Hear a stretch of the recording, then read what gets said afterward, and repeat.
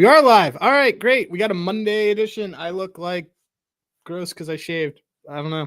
Victory Monday for me and my Eagles, who as soon as Scott threw slander on Twitter and said it would be really hilarious if this team lost. I'm not wrong, though. It would have been really funny if they lost that game. I don't know if it'd be funny. I think funny, I don't know if funny is the word that you're looking for. It would be sad, depressing. I mean, it depends on perspective. I thought it would have been hilarious because they dominated the entire game. I thought it would have been really funny. But okay, so we're gonna talk. We'll talk some daytime NBA. We'll do some NFL. There's some hockey stuff. I made a really good joke about. Of course, Boston traditionally hosts an MLK Day game because, as everyone associates Boston with social justice and African American culture, and leadership, that obviously comes from a lot of these. It's also a big January 6th crowd. So anyway, we will go through that. I can tell you my thoughts on that Eagles game is that that's a game that a championship team wins. I mean, their defense came up and played. I mean, the Rams also played way better than I thought they would. And then as soon as the snow hit, the Rams literally couldn't do anything.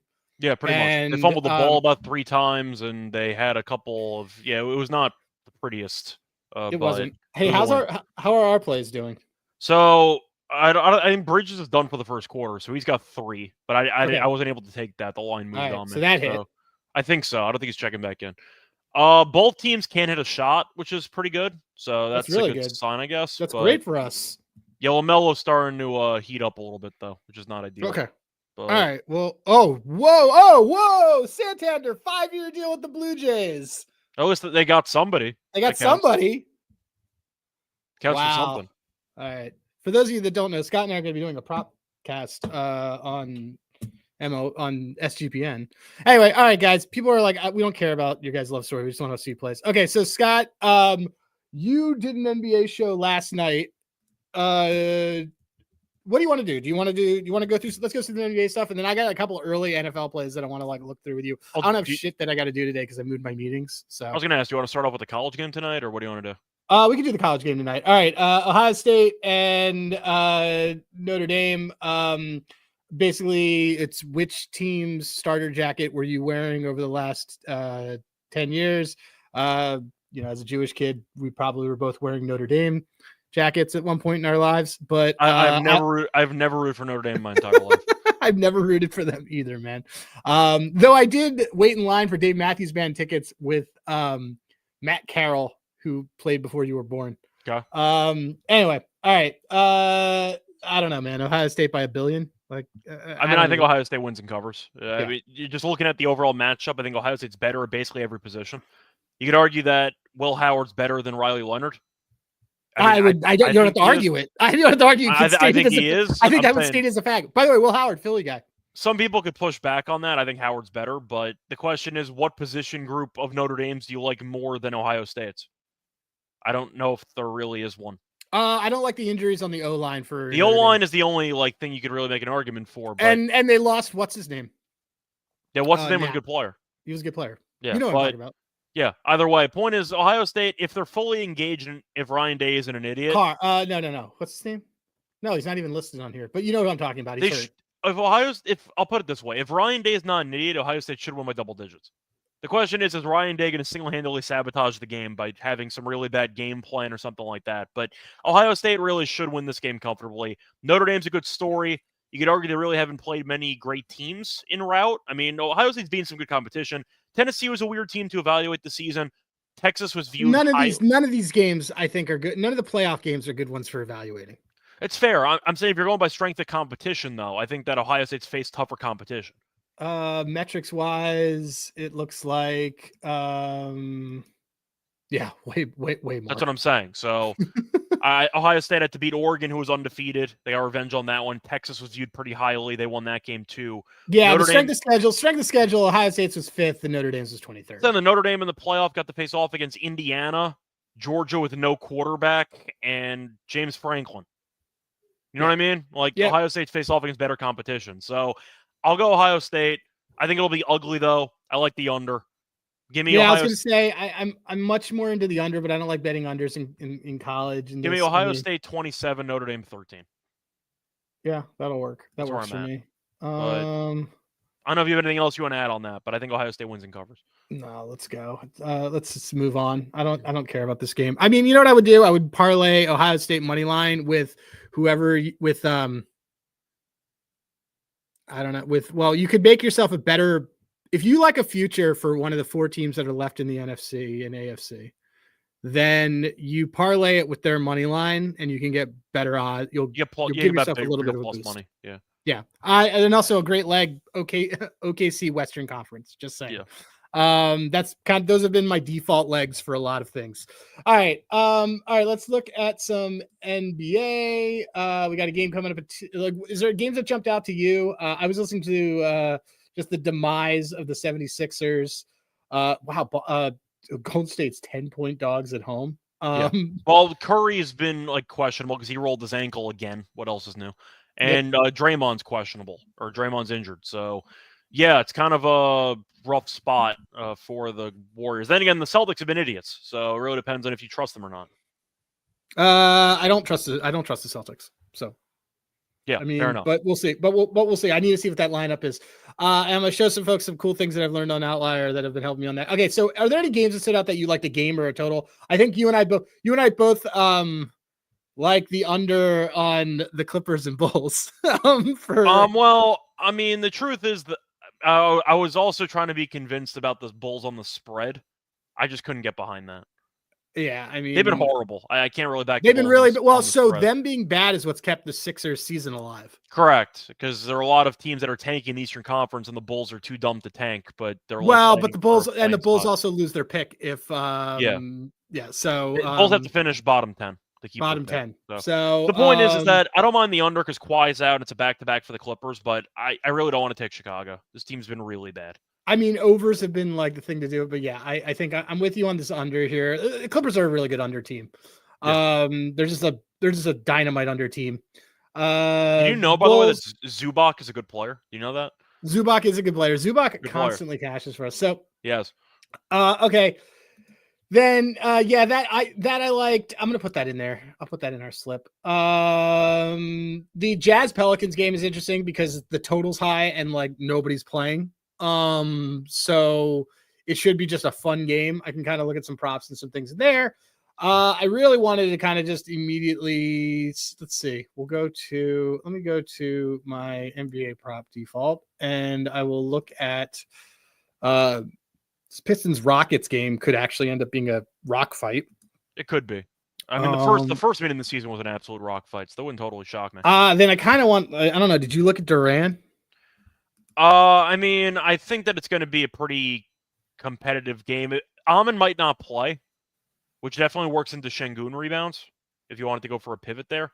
But I really wanted to see if Amon Thompson was playing or not because I think he's actually really good. I'm a big Amon Thompson guy. You're a big Amon guy. I should be. The guy's really good at basketball. I have an idea. You want to fade Dylan Brooks? He's actually good last game. Yeah. Oh, that's an option potentially. Let me look. Let's see something. If we can. Oh, this is an inflated line. You want to fade? This has already caught my eye. Dylan Brooks under 18.5 PRA. Yeah. 17 against them. I'll never turn down the chance to bet on Dylan Brooks being an idiot. That's right. I'm going to point out that in the game, so he is under this. He had this great stretch of being under this forever. The only teams he has gone over this are a Sacramento team that we know doesn't play defense. Well, the Sacramento game, he was also horrible, and he took a ton of shots in that game. He was terrible. Well, he barely went over this. I'm saying it was because of volume. He was awful. For right. The entire game. And Portland, which is not a real team. Yep, fake team. The Heat, which I remember this game. It was a weird game.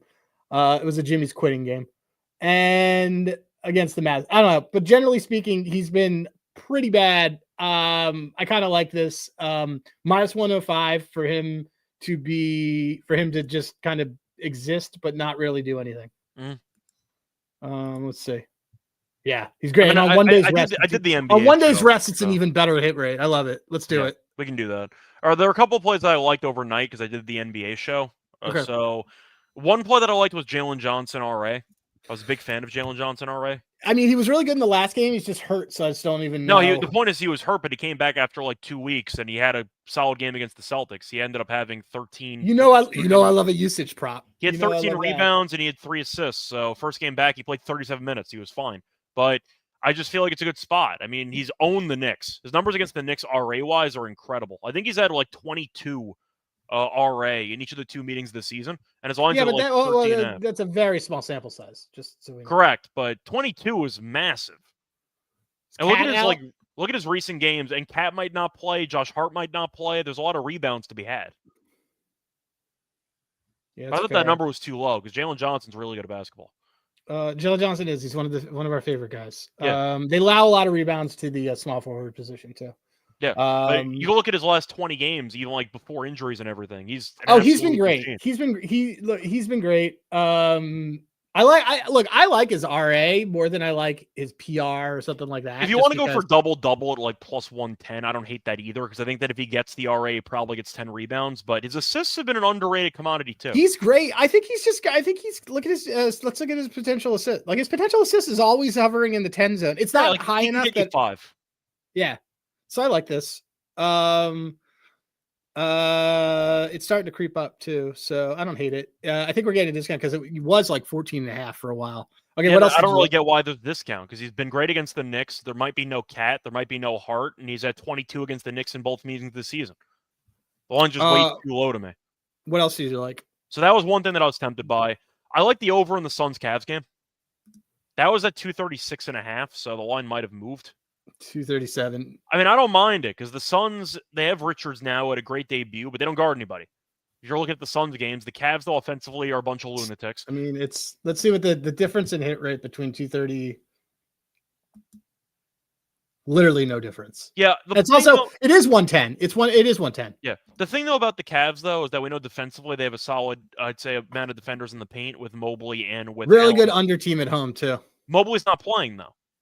So they have less rim protection than usual. Now, Mobley's had a good offensive season, but if you're picking Garland, you're picking Mitchell and all these guys to step up because Phoenix can't guard anybody, and you have, I'd say, less rim protection than usual, I see a bunch of points in that game. I mean, we ended up having a player prop, so we ended up losing that one with the Suns over the weekend, but the Suns-Pistons game was a track meet because nobody guarded anybody. I just see a bunch of points in that game. I like the over.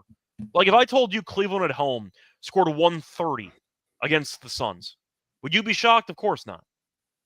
No, I think that they also. When's Cleveland's next game? Can you pull that up? Yeah, I'll pull that up. But that was my lock for the podcast. I just thought that line was too low. Okay. Well, I don't know if too low is something I would ever say. No, I'm saying based on the overall numbers. I just think that both. I mean, Cleveland's rolling. Like you guys like if anybody people are talking like you want. So I had mentioned earlier in the show, hey, if you want to give your NFL future a little more boost, you bet Ohio State money line in that. Take Ohio State money line in Cleveland to win the East. They're still plus 350 on that. Yeah, but I think Boston's still favored in that market. Which I don't know why. Because they did it last year. That's why. But so it's here's complete bias from last season. Sure, and my issue with Boston is the same issue that I had with the Bucks the year after they won, where all their guys went to the Olympics, and so everyone was tired and broken. It was also out the COVID year. Basically, keep in mind the Celtics went to the finals the year before. So this is it's a Celtics team that has played a lot of minutes over the last 2 years. This is where it all catches up. This is exactly what happened to the Warriors. Well, I think I have to correct you. They didn't go to the finals the year before they won. Sorry, they lost to the Heat in the conference finals. They lost to the Heat in the conference finals. Yeah. That's right, because that's where you and I had we parlayed everything with Nuggets to kill. But you know what I'm talking about. Nuggets to kill was a lot of fun, though. Yes. So anyway, yeah. And actually, no, you're right. Because the year before that, they did their thing. Regardless, they've played a ton of minutes over the last 3 years. Yeah. Now, to read off the Cavs, by the way, their next game's on Wednesday. They play Houston. So pretty good game there. But the point is, their last couple games, these are the actual totals for Cleveland. 241, 248, 244. You had a low-scoring game against Indiana, which is kind of weird. I got it here. Yeah. 241, 248, 244, 201. These games are track meets. Yeah, and the Suns don't guard anybody. Let's do it. So I like the over in that one. All right, so we have the under in there. We got this Dylan Brooks under. We got the Jalen Johnson under. No, Jalen Johnson over, even. Yeah, Jalen Johnson over. Sorry. Yeah, okay, cool. We got that. 13.5, by the way, was plus 108 in the morning, and now it's at like minus 120. So that line's absolutely just flown. So yeah, well, we'll take it. We'll figure it out. Okay. Prop wise, okay. So prop wise, here's the thing, guy. I'm gonna show everybody like this cool little fun EV hack that I've been doing. Okay. I tell everybody every single time we do this show, but I'm gonna do it again. But I've been waiting for all information to come out. Okay, I'm tired of like, oh, Paul George is going to play, and then Paul George gets to warm ups, and Paul George decides that he's not going to play. He's recording a podcast. He's recording a podcast. So I created a filter on Outlier called EV versus FanDuel. It's multiplicative for you nerds out there. 2%, so it's pretty aggressive. And I basically am looking for a big edge. But for those of you who are like, what the hell are you doing? Is basically what I'm doing is that I am assuming that the sharpest book on the prop is FanDuel, and I am looking at other books that are beating FanDuel odds wise, and that way I'm kind of giving myself a last minute almost fade the public edge, because what I hypothesize happens is that someone puts in their plays about an hour and a half before. Usually it's on FanDuel because it's the biggest book and can move the market, and then I look to say, okay, well, what is stuff, and I do this specifically with player props. What are some of the player props then that are, and I do this only for NBA. It's had a little bit of luck with soccer, but we'll discuss that some other day. And I basically look and I just decide, okay, well, can I, I'm never like blindly taking it, but I decide, okay, well, is there a reason why this would be EV? And I can make the case, like, why do I care about beating FanDuel? And maybe it's because it's an inflated line. After the market has moved early in the morning, I'm essentially fading early market movement later on. That's basically what we're doing. So all the guys that you follow on Twitter that are like, put this prop in at 6 a.m., put this prop in, I am not fading their play. I am basically saying after they've moved the market and stretched that line, what is the best value for the situation? And it's been pretty profitable for Scott and I over the last 2 weeks. Yeah, it's been working out well. So hopefully, we keep rolling today. But so, I mean, but the thing is, I don't do it too early. I wait until an hour before tip, because that's when all the information is in that market. You also you also want the injury news and stuff, because some of these lines will explode at the last minute because some random guy decided, I don't feel like playing today. Right, exactly. By the way, side note, I mean, we're not gonna take it because like we already. I like our Dylan Brooks angle, by the way, all things. But Cam Whitmore's been fun lately. I think he's I think he's a terrible teammate. I think he's a terrible teammate, but he's been fun the last. He's got talent, but I think that he's extremely selfish. But he's good at basketball. I'm into that. I'm in. I can deal with the selfish guy. All right. Yeah. All right. Well, you kind of have to deal with the selfish guy because you need AJ Brown to play well in the playoffs. Actually, you don't need him to play well, but it would be better if he did for you. I think he's selfish. Let's see. Is that a fair statement? Right. You being the Eagles fan? Am I a big Eagles fan? I said you are. I'm saying, is that a fair statement about AJ Brown? Yeah, I would. I mean, Kramer said it. I would. If AJ Brown was on any other team, I would hate him. Yeah, that sounds about right. I also made a bet last summer with two different people that AJ Brown would not be an Eagle because he would hold out. There's no big difference between AJ Brown and Terrell Owens. AJ Brown, well, I think there is a difference. I still think that Terrell physically, yes, they're similar. I think that Terrell prioritized winning a bit more than AJ Brown does. I agree. I think AJ Brown literally only cares about his stats. I think so too. So that's kind of where I'm at. T.O., I think, is once again viewed as a bad team. I don't like to get too deep into it because he had a lot of questions because he wanted the ball and everything. But to be fair, on those Eagles teams, you probably should have gotten him the ball because he was your best offensive weapon by a mile. Dude, it was a Todd Pinkston team. They were terrible. I'm saying. Brandon Porter asked if anybody likes the Suns money line. Why? Look, the Suns can compete with anybody offensively, but they don't stop anybody, so I'll pass. If you like the Suns in general, I'd rather take like an all-team total over, because that way they can still score 130 and lose, and you still score a bunch of points. They're not going to win a rock fight. That's not happening. So if you're picking the Suns to win, it means that you want their points. So maybe if you want to go for like a team total instead, I'd prefer that, but I'm not picking them to beat Cleveland. By the way, Scott, did you even notice my new art? I did. Yeah. Right? It was like a Van Gogh painting. I got yeah. 2 new fish posters. Look at that. I like how you showed up and it wasn't ready on time, so you had to return to the place. Yeah, exactly. I was Yeah. really pissed about that one too. You should be. All They right. tell you to show up at a certain time and it's not ready. Like, what have you been doing for the last 2 weeks? And then it doesn't. Super annoyed. And also, I didn't even remember that I had 3 posters. All right. So, okay, here's what I want to jump in then early. Initial takes on conference championship stuff. Okay. Let's do it. Wow, this Eagles line is flying up. Okay, let's start with that Bills Chiefs game though. Okay. What do you think? On the spot. The Chiefs are inevitable, aren't they? I mean, Yep. Buffalo, it's really annoying because every Chiefs game ends the exact same way. The game's hideous. Both teams can't do anything. The Chiefs get a couple calls that go their way, and they win a rock fight. Is that a fair statement? Pretty much. Pretty much every game. Look, the Bills, it's been a common theme during their rivalry. The Bills win every regular season meeting, and the Chiefs beat them in the playoffs every year. Is that fair? Yep. So, Buffalo, you could argue, is the better team. The thing is, do I trust them to go into Arrowhead and to win a playoff game in January? I don't think I do. I think I'll take Kansas City. Porter's saying Chiefs Commanders. We'll get into the Eagles game in a second because that game's a bit more fun. It's a little more fun. I mean, I just can't pick against the Chiefs in Arrowhead. We see this every year. They just win. I think Spags knows how to defend Josh Allen. I do like that Josh Allen touchdown that I forced you to take early. Yeah. It's like the only play that I really I like early. The Josh Allen. By the way, Zion just ruled out already. I like the Josh Allen rush attempt, so it's kind of the same idea. The same idea. The Bills are going to have. You had said it. It's a fridge running into your end zone. Pretty much, but in reality, you're looking at a spot where do you like the Bills' weapons? Not really. Like even the game that they won yesterday, they got outgained by 140 yards.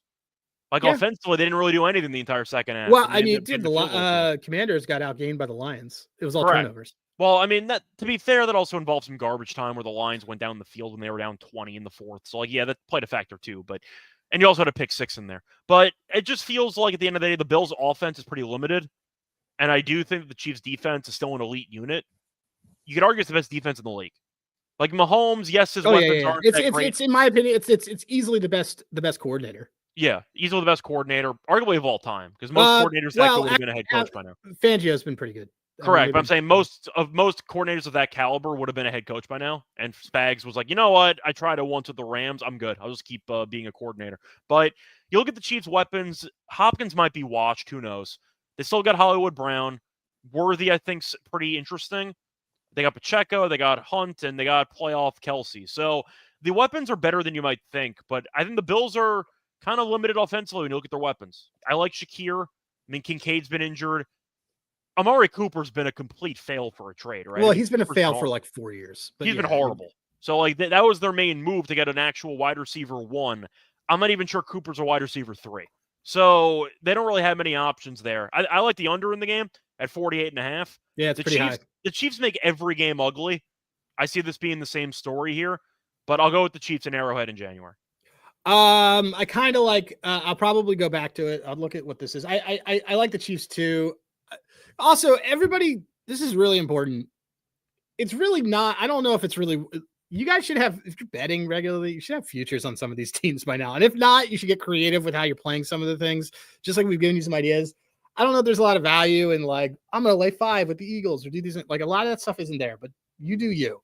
Let me just see. Second half. What do you think? I see a close game. The Chiefs make the only case I can make for the Bills is it's their turn, and that's not a case. Yeah, I mean, I've seen this movie before. Yes, the Chiefs you could argue offensively are not that great. They weren't great last year. And they still won the whole thing. So yeah. So look, that defensive line is nasty though. It's here's what I might like ahead of time, because this will probably be live. This will probably be, oh my goodness. What's your favorite under? What's that? 8.5 is really high. Well, it's a really high number. So yes, but I have a better angle that I like on the whole thing. Oh, I like the draining clock in the second half. Yeah. It's a tale as old as time. Well, both teams do that. The unders have been great. Right. Half. And I'm looking at, there's a team. Let me see the team total you and I took last week, and it hit.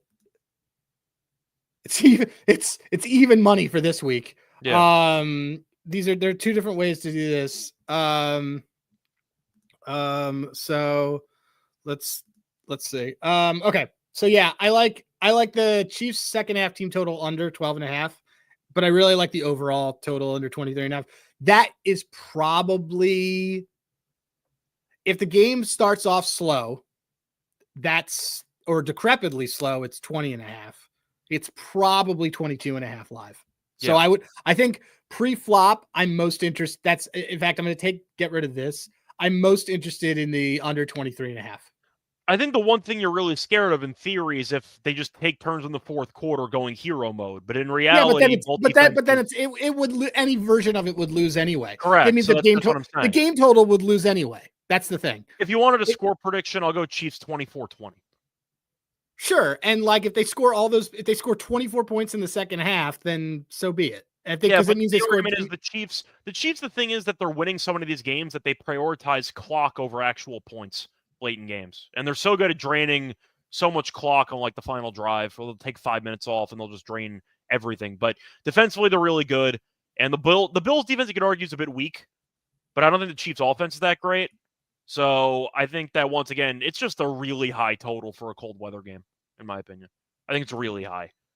So I like the under. Give me the Chiefs as well. That's kind of where I'm at. I'm gonna take the under in the second half. Yeah, either way. I'm saying I think that the full game will go under as the second half under cashes too. All right. So Eagles and Commanders. Again, I'm not interested in laying a dead number. Both teams had a bunch of injuries though over this past week. What's his name?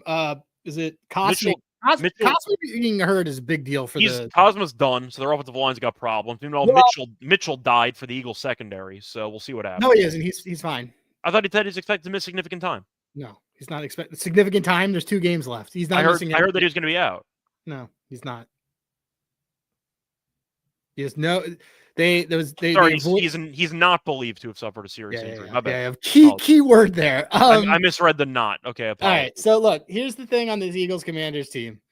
You could, and this sums up everything that you need to know. I love you, Porter, but sums up everything you need to know. I think that this is a very cool Commanders team, but I'm not buying high on a Commanders team while against a buying low on an Eagles team. I'm not buying. First of all, I'm not buying either of these teams. Like, to be very clear on all of it. Do we think, by the way, that whoever wins the AFC title game is winning the Super Bowl? I know you're an Eagles fan, so it might be tough for you to say that, but yeah, I think both the Bills and the Chiefs are the best 2 teams left. If I had to break it the Eagles, you could argue the Eagles, defensively are still great. But I think the Eagles are defensively here's the thing.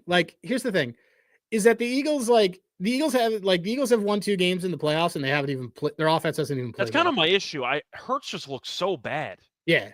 But also, so does everybody except everyone on the offensive side, not named Saquon Barkley, looks bad. Correct. And that's why I have a hard time fully trusting to beat the Bills. Sure, but also, like, that the thing is like, this is just kind of how things work, is that like there is regression and there is progression. And like at some point, the Eagles offense starts to work again. And that's sort of like what you're anticipating. The fact that this went from 4 to 5.5 overnight is extremely telling. But again, all of these numbers this is crazy Eagles team. This is not anything that I'm interested in buying at all. Well, I'm going to ask you though, how much do you factor in weather?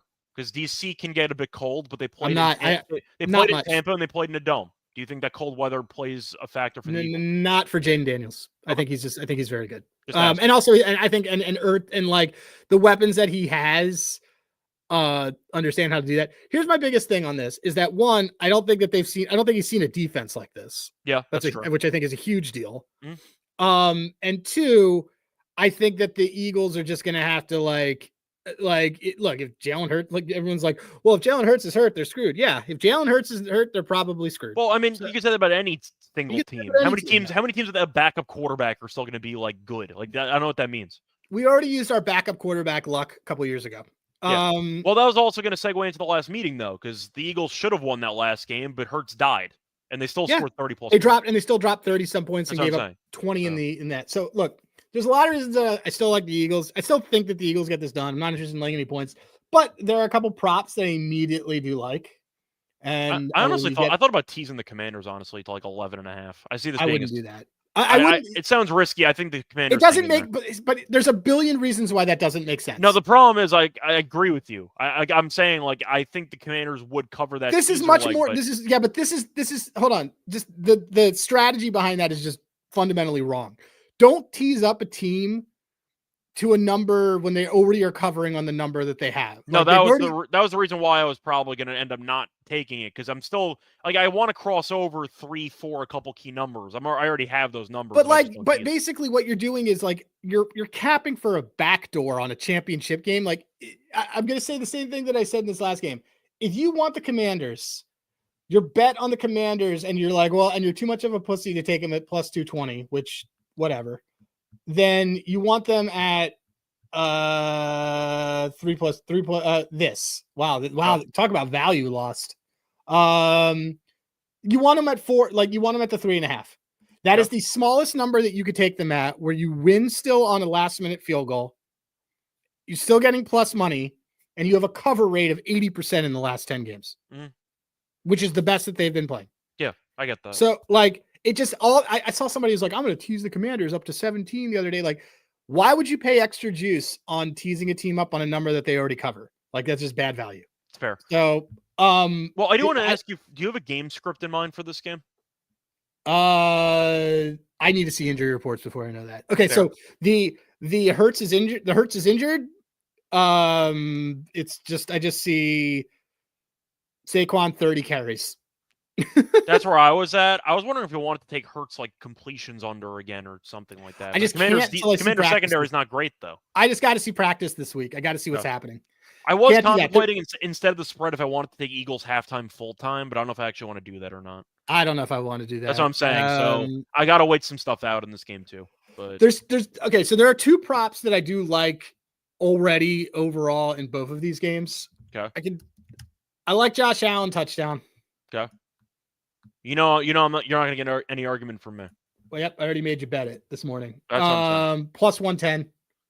Good price. He gets every goal line carry anyway. Exactly, and he's going to get a goal line carry. He's going to get 2 of them in this game. And then let me look. I wanted to look at this live. Okay, so I like. I want Jaden Daniels. I want to see his rushing attempts. Oh, it's really high. So my logic on, I want Jaden Daniels rushing stuff. The reason being because he's going to have more scrambles, because when a guard is out, a guard is much more for zone blocking. So it impacts the run game more than anything. You have an extremely elite running quarterback. Rushing yards is set at the exact same that it was last week, by the way. The attempts is very high. 11 carries is a lot of carries. I think, do I want his longest? Let's see. What's his longest? Is that like 15 now? Yeah, let's see. Oh, it's really juiced. It's like, hold on, let me see. Oh, no. It's 14.5.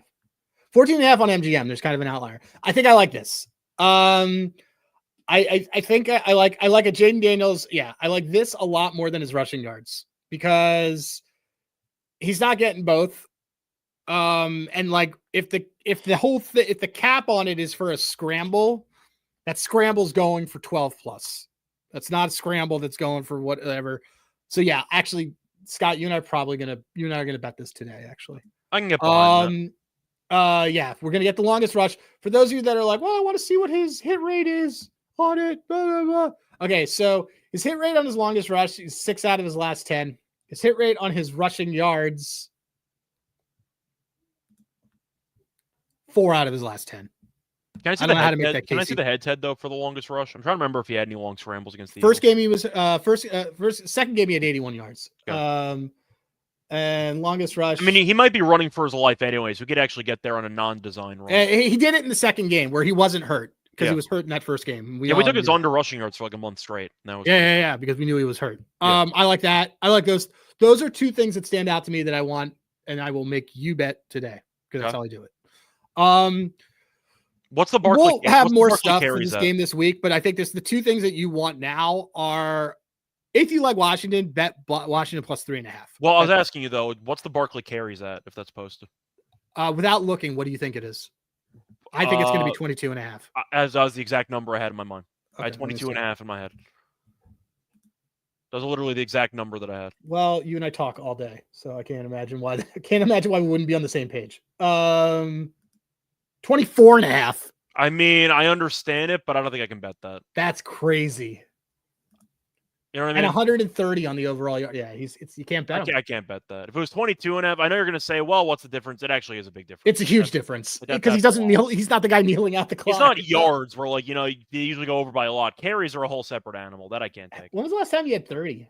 He had 30 against Dallas. You want to do 30 at plus 310? Who was their quarterback for that game? There might have been Minshew as their quarterback. Minshew wasn't their quarterback. It was Minshew. Sorry, no, it was whatever. What Hurts. The hell is his name? It was Hurts. Pickett Mittens. Pickett, no, but it was Hurts, dude. It was. No, it wasn't. That was not Hurts. Yes, it was. That was the end of the season. I thought that was the backup quarterback. I thought it was Hurts. No. Let me see. That was not Hurts. I thought it was Hurts. Was that Tanner? Was that Tanner McKee? No, Tanner McKee did not. That was even later. That was definitely not Hurts. It was not Hurts. You're right. So it was what's his name? It was Pickett. That's also not fair, by the way, because they were trying to get him to 2,000 yards. Fair. That's a good point. So they were trying to stat pad him there, but I know for a fact Hurts did not play in that game. Okay. Yeah, you're right. Okay. Look, we have a bunch of stuff here. I'm gonna give it to everybody. I'll put it in the stupid chat. A part of me wants to fade Hurts in some capacity, but I'm not sure how I'm supposed to do I'm that. not sure yet. I just gotta see. I want to see how practice goes. I mean, the easiest way for us to fade him in some capacity is going to be passing attempts. Like, let's be honest. Which attempts I'm assuming or completions, whichever one we want to go with. Completions I'm fine with because it's the ability to be able to get the pass off. Yeah. It's the same number that it's been every week, just so you know. Okay. I mean, the Eagles' entire game plan is run first, so. And I'd want to consider maybe an A.J. Brown thing, but the Commanders' secondary 37, 38, 28, and 4, and he got hurt in that one against that. So, I mean, if we want to take something early on Hurts, it's the under 24.5 pass attempts. But we just saw that if you believe that his knee is hurt and he can't run, then he might be passing more.